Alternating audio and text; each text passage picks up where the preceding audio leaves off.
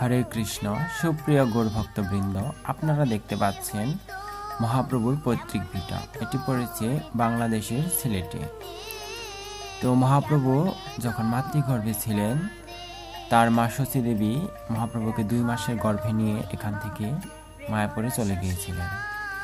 এই সেই পৈতৃক নিবাস।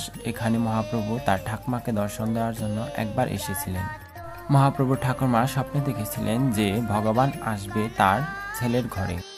তখন তিনি তার ছেলে জগন্নাথ মিশ্রকে বলেন, তোমার ছেলেকে বলো আমাকে যেন দর্শন দিয়ে যায়।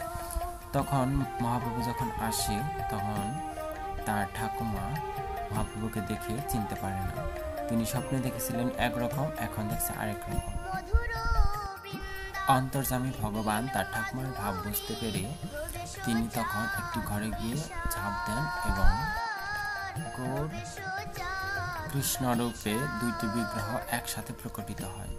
এবং তখন সবাই বুঝতে পারে যে এই হচ্ছে ভগবান স্বয়ং কৃষ্ণ এবং গৌরাঙ্গ মহাপ্রভু একজনই। তাই গৌর সীতারাম।